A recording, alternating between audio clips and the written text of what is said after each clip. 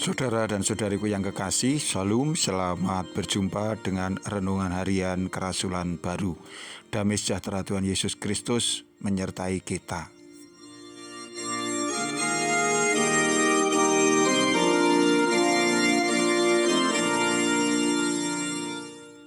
Kita membaca firman Tuhan dari Injil Yohanes pasal 5 ayat 9 sampai dengan 11. Dan pada saat itu juga sembuhlah orang itu, lalu ia mengangkat tikarnya dan berjalan. Tetapi hari itu hari Sabat.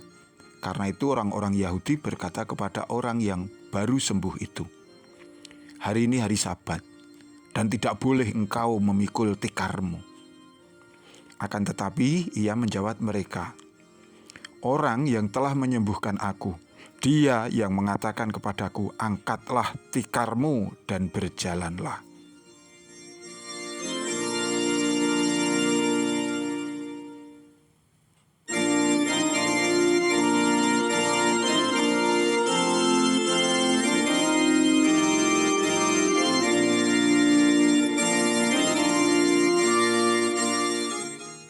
Saudara dan saudariku yang kekasih, bagi orang-orang Yahudi, kegiatan pada hari Sabat diawasi dengan sangat ketat. Sesungguhnya mereka berniat menepati hukum Musa, namun beberapa menjadi janggal dan sering menimbulkan pro dan kontra, bahkan di dalam kalangan mereka sendiri.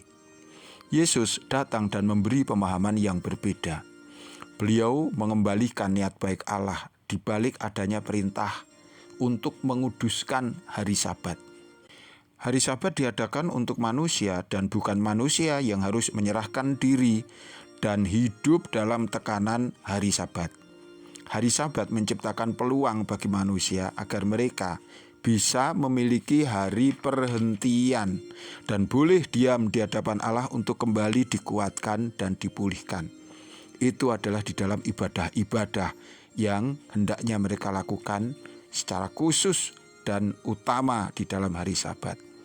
Sehingga perintah agar manusia tidak bekerja pada hari Sabat bukanlah suatu alasan untuk kemudian orang menganggap pekerjaan yang sedemikian itu dosa. Melainkan manusia bersalah ketika ia mengabaikan panggilan Allah untuk datang kepadanya, untuk beribadah kepadanya.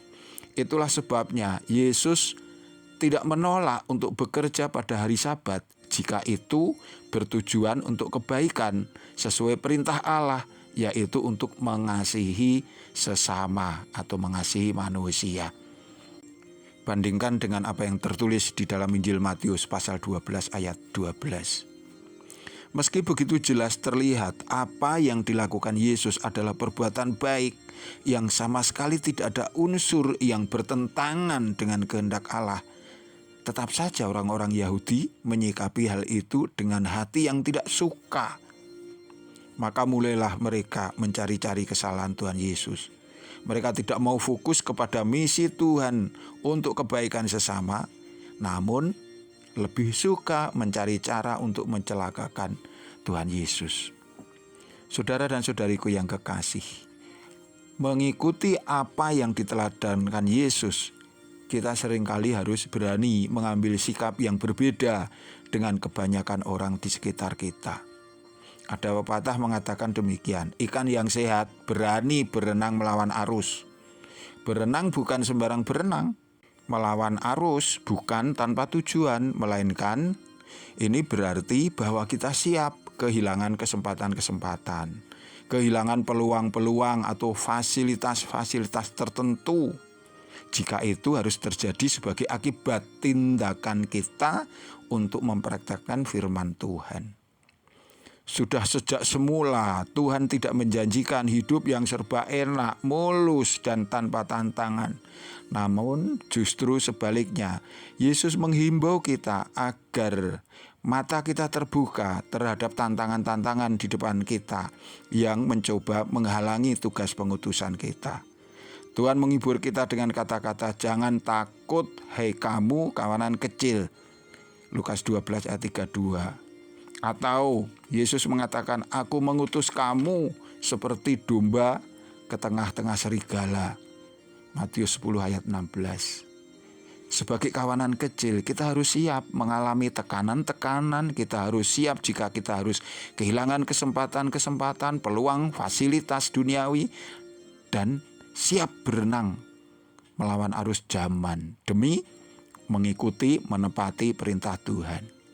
Sebagai domba di tengah-tengah serigala, bahkan kita harus siap terhadap ancaman-ancaman.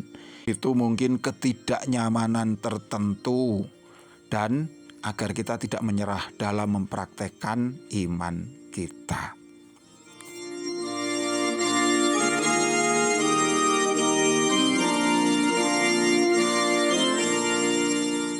Saudaraku yang kekasih, Tuhan Yesus memerintahkan orang yang sakit lumpuh 38 tahun lamanya yang ada di kolam Bethesda untuk bangkit, berjalan, mengangkat tikar. Ini bukan untuk melawan hukum Musa, melainkan untuk melakukan hal yang baik sesuai dengan perintah Tuhan. Yesus tidak sedang memasang perangkap agar orang itu menjadi celaka oleh karena melanggar hukum Sabat. Tetapi justru sebaliknya agar dia memperoleh jalan menuju hidup yang lebih baik, khususnya dengan berjalan, dengan bisa menjalani aktivitas normal, ia dapat pergi kepada Tuhan dalam ibadah di bait suci. Saudaraku, Yesus adalah Tuhan atas hari Sabat. Bandingkan dengan apa yang tertulis di dalam Matius 12 ayat 8. Ia, Yesus, berkuasa menentukan hukum-hukum yang sesuai. Dan berbahagialah, beruntunglah mereka yang mau mengikuti dengan patuh apa yang Tuhan katakan, karena kita akan diarahkan kepada kemuliaan. Tuhan memberkati kita, sampai jumpa. Amin.